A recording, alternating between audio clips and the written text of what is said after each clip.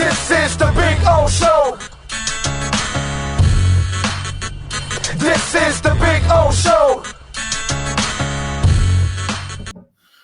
Oh, what's It good, man? is time, baby. Yes, sir. Let's unleash that wolf pack. How you feeling, man? I'm good, man. I'm good. Got up early, got me a workout in, a nice 7 a.m. workout.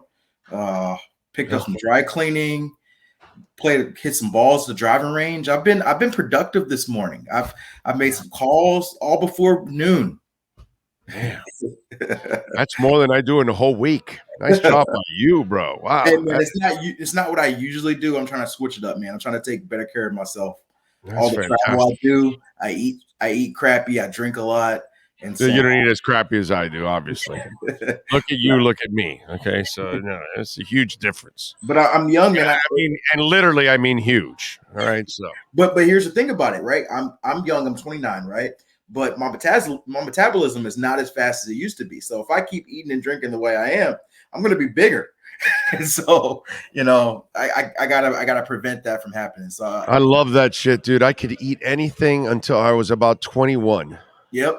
Yep. And then I don't know what happened, bro. That elastic broke or something, that it just kept everything tight, and that's it. It was over. And then that's it. I eat something, and it sticks with my ass like luggage forever, bro. It's just it's brutal, man. No, I hear you. Brutal. I hear you. Like I said, my big vice. I don't eat a lot of sweets.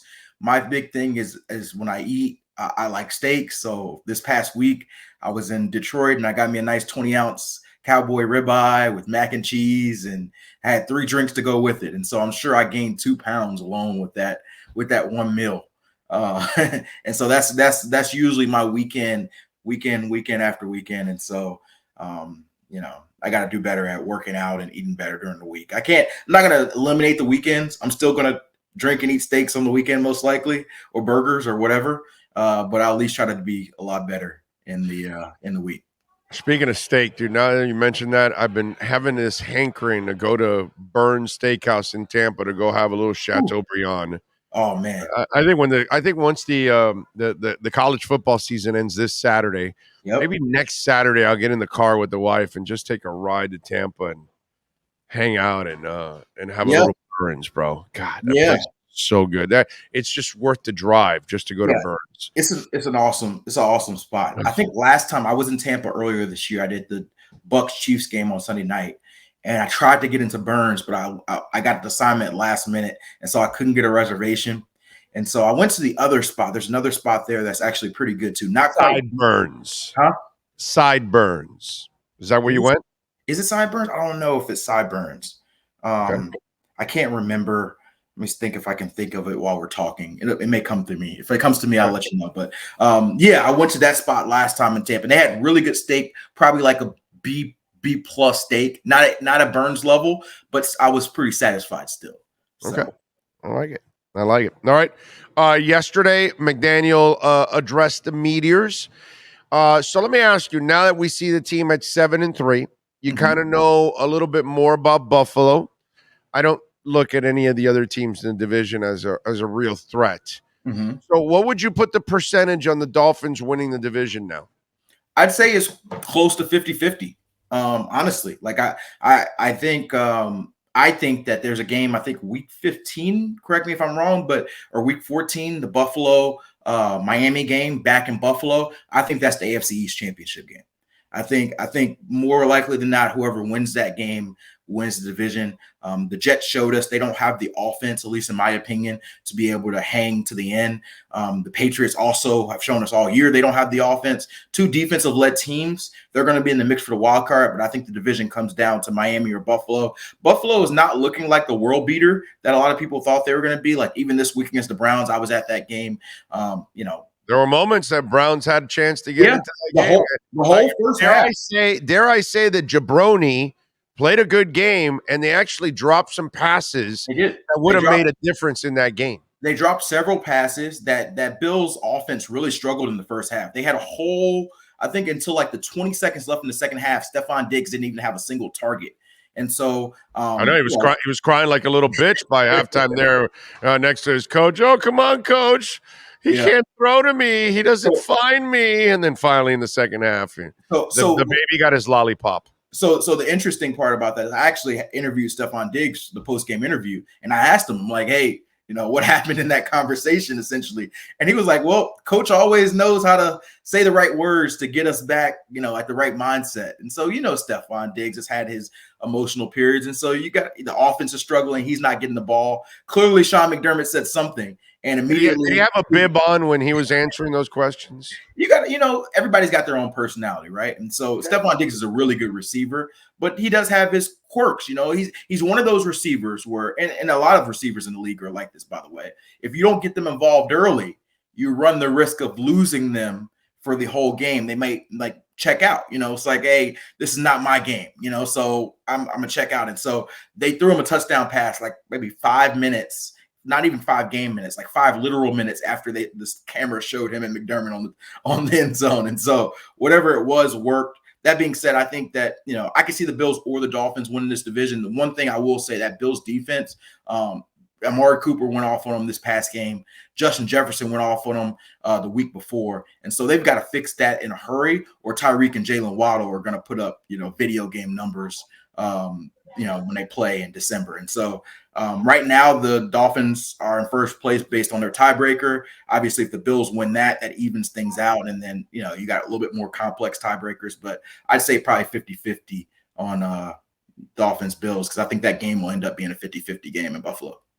All right. So many said the first 2 years that the Dolphins made a mistake drafting Tua Tagovailoa. They shouldn't have drafted Tua. Maybe they should have drafted Herbert. Maybe they should have drafted somebody else, period. So those were the absolutes without even watching him really play much and play with the right things around him. Okay, so now let's spin it. Have the New England Patriots made a mistake now that you have watched Mac Jones for 2.5 years? I was never super high on Mac Jones. In fact, I remember talking to some of my colleagues who are a little bit more in the take game than I am. I'm more of a straight line reporter, but I was like, why is there such an assumption that Mac Jones has arrived? Like there's so many questions on these young quarterbacks, right? Tua had a bunch of questions. Justin Fields, Jalen Hurts, right? And some of them were unfair, but some of them were fair. Some of these guys hadn't truly proved it. But Mac Jones, it seemed to be, he was anointed. He was a Pro Bowl quarterback. The Patriots were good. They found their answer. And I just never got that. And so I've always been the guy where I think that we make hardline stances too soon. I think people made up their mind on Tua way too soon. And on the other side of it, they made their mind on Mac Jones being way too high too soon. The next Tommy boy. He's the next Tommy boy. And so I don't think that, I think that Zach Wilson is on the final legs as a Jets quarterback. I don't think the Patriots are ready to give up on Mac Jones yet. I haven't gone to that extreme, but I do think that he hasn't solidified himself as their franchise quarterback for sure. That defense is leading that team. And I think if you ask anybody, it was different a year ago. But if you ask anyone today, I'd say that they take Tua over Mac Jones, when I think this time last year, the national narrative was by far Mac Jones over Tua. Yeah, I'm with you. I wasn't that big a Mac Jones guy either. I wasn't impressed with him. And I wasn't impressed with Zach Wilson either. Yeah. I'm sorry. I certainly wasn't impressed. Every time I hear somebody talk about his stupid ass workout, which is the same shit they did with Jamarcus Russell. But damn, at least with Jamarcus Russell, I saw at LSU him do some stuff, but the workout meant nothing to me. And Zach, at BYU, I think he only played like one decent team that year and he lost that team. And he didn't have a good game that day. I think it was Coastal Carolina, which was like the best opponent he played that year. To me, Zach was never impressive in that sense. And that's so it's interesting to see how, a couple years in for one guy, and what is it? Is it 2 years for one and 1 year, one and a half year for the other one, right? So Mac Jones is in his second year. Right. Zach Wilson too. They're both in their second year. That's right. Both second year. That's right. Yeah. Tua's third year. He was in the Herbert Burrow class, and then Zach Wilson, Matt, Trevor Lawrence were all in the same class with Justin Fields. Yeah, I think they'll both be searching for, another quarterback. And the other thing is, you think about that kid, how he doesn't know how to handle things. And I'm talking about Zach. Imagine him having to handle the situation Tua was in for the first 2 years with that coach. Yeah.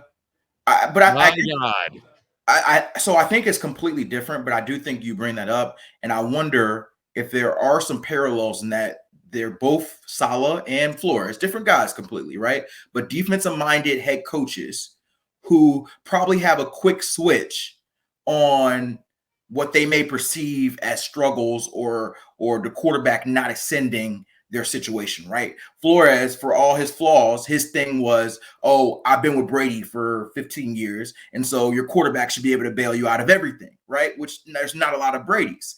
Saleh, there's only one actually. Whereas Saleh, like Wilson has played worse than Tua ever played. Like let's get that straight. Wilson, It's not even close. yeah, like as much people criticize Tua, I never thought that Tua was bad at 8 point last year. He just had some things he had to improve on, and obviously the team around him had a lot to improve on as well. Zach Wilson's been straight bad at some points this season, and obviously his lack of accountability did not help in the post game. Essentially, they asked, "Did you feel like you let the defense down?" No. Why? Like why? Even if you don't feel like that personally, you know what the cliche. You guys are cliche monsters, quarterbacks. This is your perfect cliche. Yes, I could have played better. The defense played great. I'll try to pick him up next time. Even if you don't want to take the complete blame, that's a much better answer than no. And, so the accountability along with his play, I think he said it was windy as hell. You just don't bring up these excuses and responses. So it doesn't help his play. Now, I'm not going to be, one-sided. I do think that quarterbacks need more time to fully answer if they're the guy or not. But I think that Zach Wilson speeding up his timeline with his mouth just as much as his play, Yeah, and the difference also is Flo literally did not want to. I don't think that's the case with Saleh.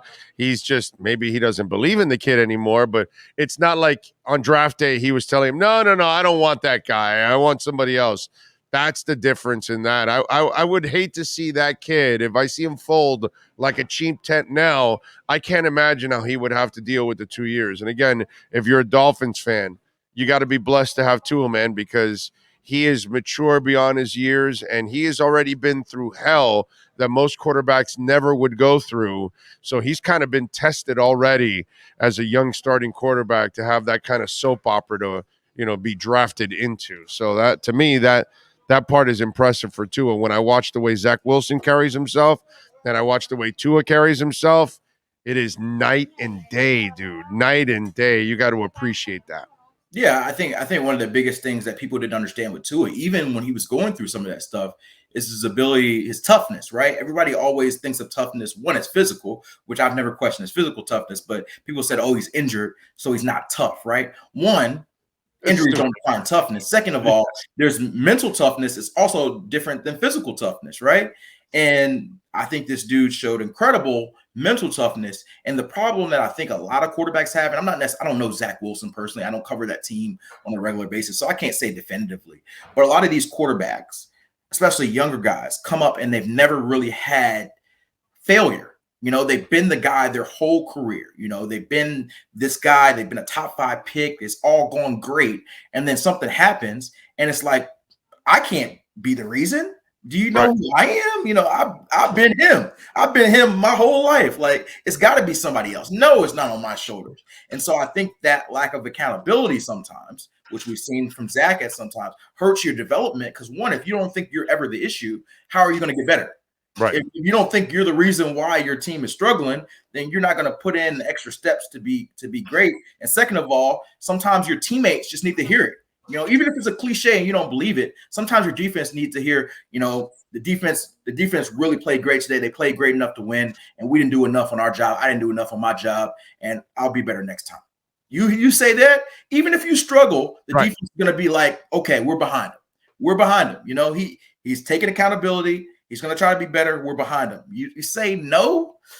Some guys in there, we've seen it. They like some Twitter posts, and then they had to apologize and be like, I didn't mean it. Did they mean it? I think they meant it. Yeah, that's and it's only going to get uglier for that kid there, man.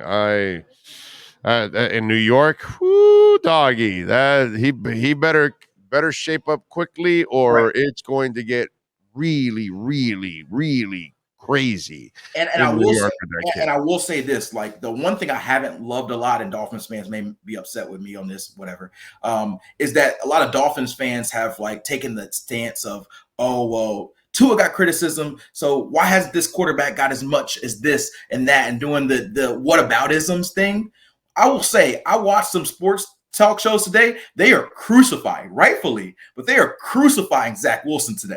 And so, but I think what they're trying to say is even when they were winning, he wasn't doing shit in those games.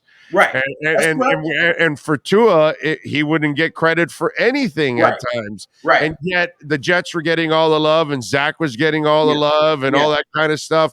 And it's misleading because if you really watch the games, he really wasn't doing much in those games, overall. And then we look at Kyler Murray, brother. What have you done?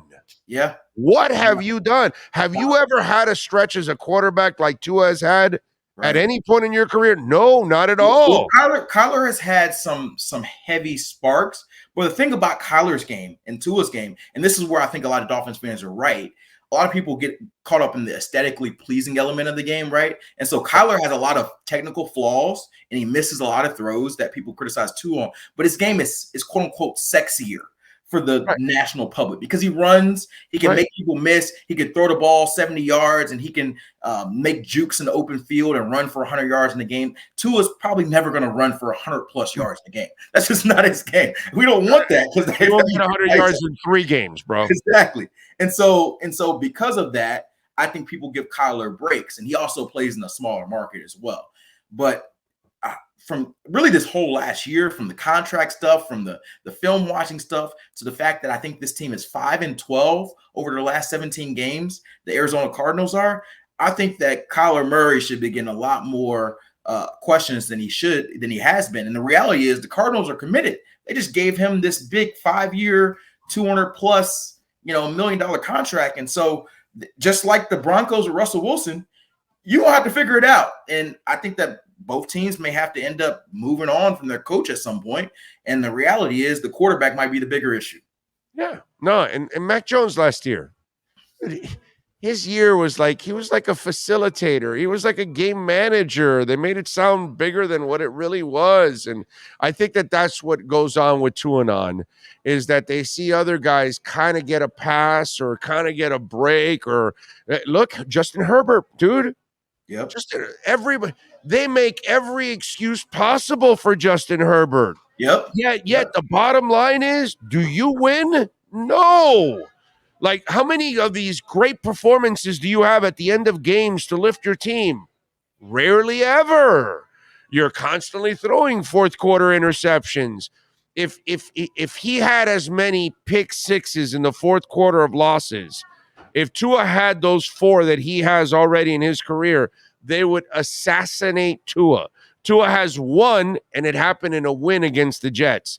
This guy has 4 and has several other interceptions like he did the other night in the fourth quarter when you had time to get into field goal range.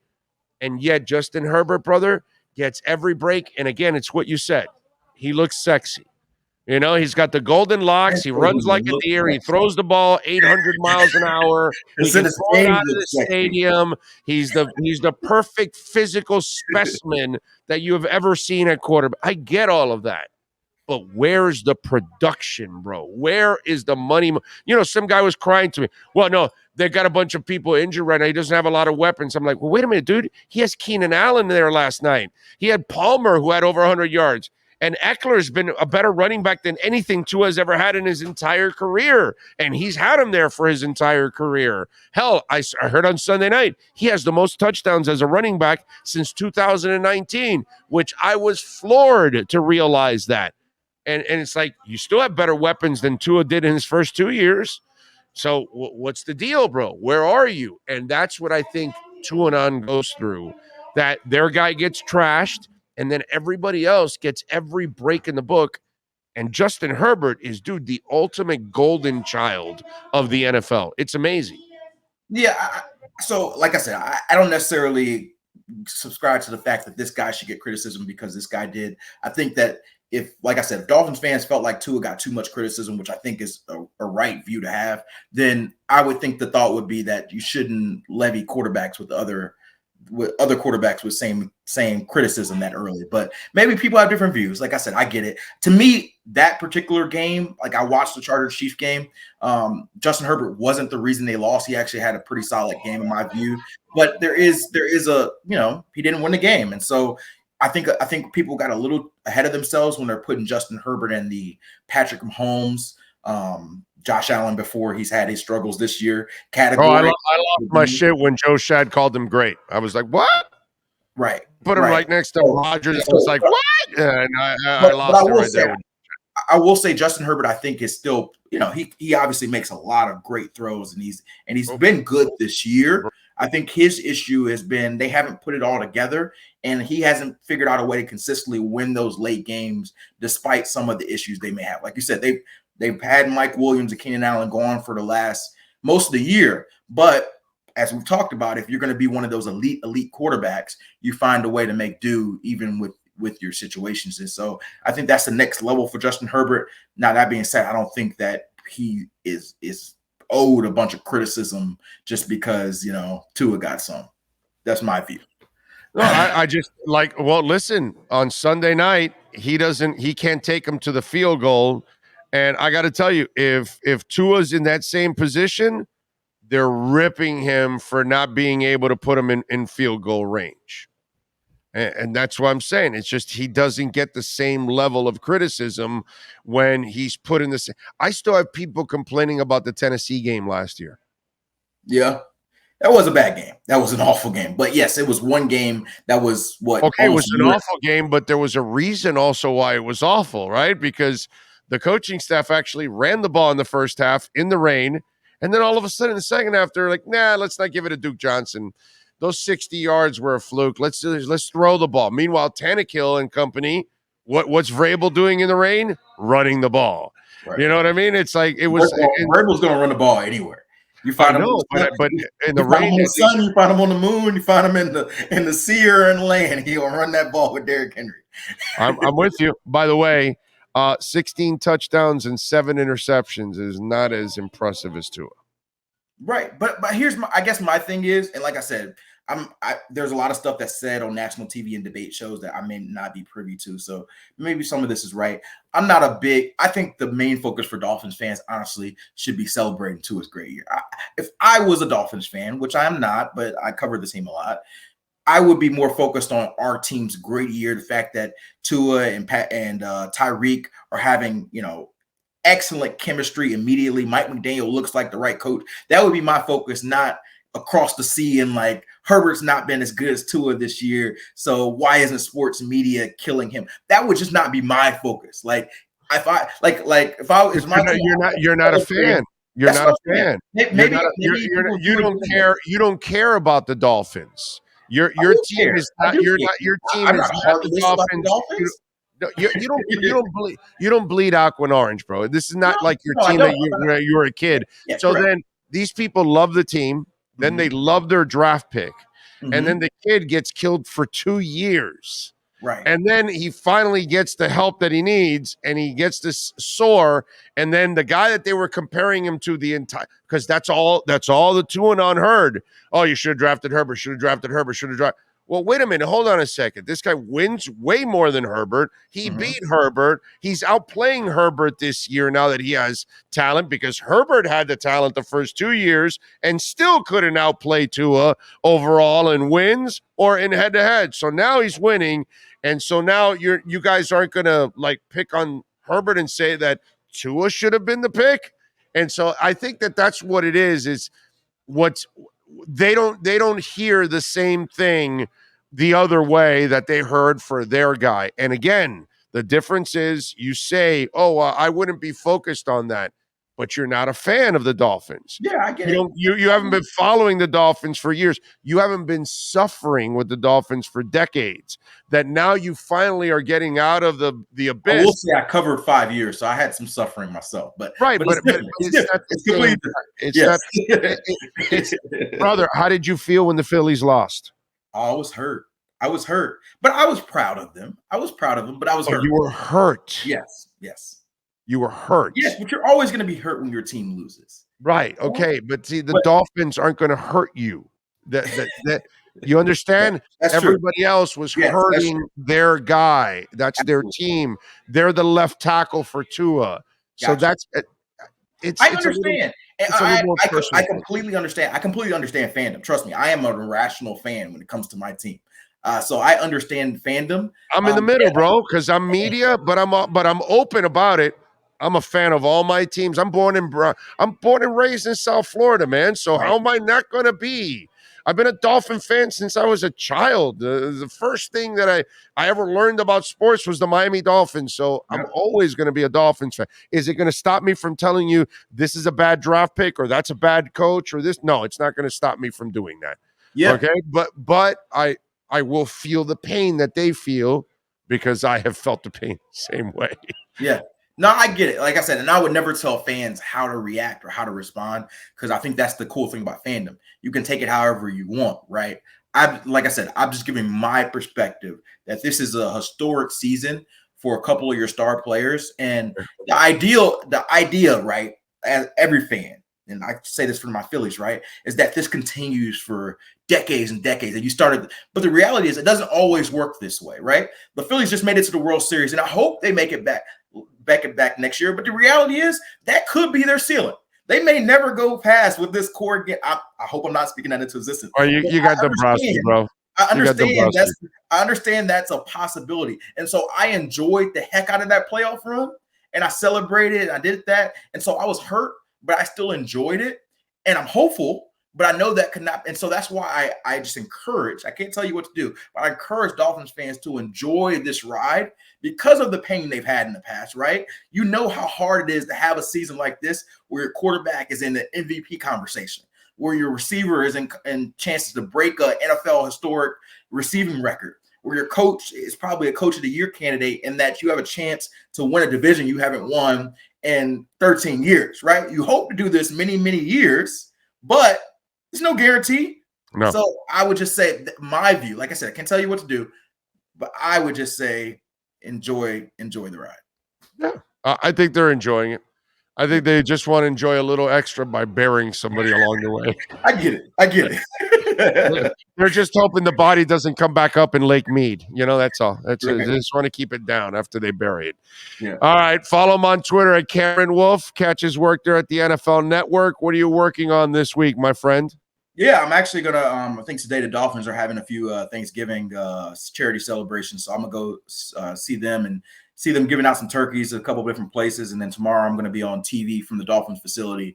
I've been kind of around the world the last couple of weeks covering a few different teams. So get to see the Dolphins, see some Wednesday practice, hear from Tua and McDaniel, and talk a little bit on TV about this team. I won't be in Miami this weekend for the game. Thank the Houston Texans for that. I'll be in Jacksonville for the Ravens game, but I think I'll be in Miami a bunch over the last month of the season. South Florida, Jacksonville. Wow. Yeah, I'm just happy. I'm just happy that I'm in Florida because I got all the people at the NFL Network. They're not treating you well. I got spared because I was supposed to go to the 6 feet of snow in Buffalo. And it was so bad that they had to move the game to Detroit, and I got in a dome. And so I had a lot of colleagues that were a little bitter, saying they finally sent you somewhere that was cold outside of Florida, and somehow you got your way moving to a dome. Hey, man, I must be living right. What do they want to die? Or they want you to die by going to Buffalo? I think a lot of them deal with cold. Exactly, right? You should want me to be happy, right? I think there's a difference between being cold and putting your life on the line. Exactly. I mean, come on, bro. Exactly. I think have a heart, man. A lot of them cover cold games, and then they span. We do the whips around, and so they go to this guy in Chicago, this guy in New York, this guy in Philly, and it's like, let's go to Cam where it's 75 degrees in the middle of November, and so they want to see me wear a coat instead of some fun suit color for once. And so they will have to wait at least a couple weeks. Enjoy Jacksonville, my brother. We will catch up later on in the week, man. Thank you as always. Absolutely. You got it. Follow him on Twitter at Cameron Wolfe. And by the way, when we talk about KSDT CPAs, they do it all, folks. We've been telling you about KSDT for a while now, for almost a year now. Forensic accounting, business valuation, management advisory services, healthcare advisory, property management, wealth management. They do it all. They can help your business grow. Maybe you're wondering, financially, what's going to go on? What's going to go on with the markets now? How it's going to affect my business? What should I plan ahead? They can help with all of that, from estate tax, family business tax, payroll management issues, you name it. They do assurance, accounting services, you name it, assurance. And when we talk about internal audits, they can help you with that. When it's audits of employee benefit plans, audits of financial statements, you want to make sure everything is the way it's supposed to in your business. That way, when people need to count on certain benefits, that they're there for you. So make sure to call the great people at KSDT CPAs, 305-670-3370. Your business is in Dade, Broward, or Palm Beach counties. They can help you. Personally, you want to get your taxes fixed, you want to do it right. They've also got crypto experts too. 305-670-3370. The Wolf Pack has been unleashed.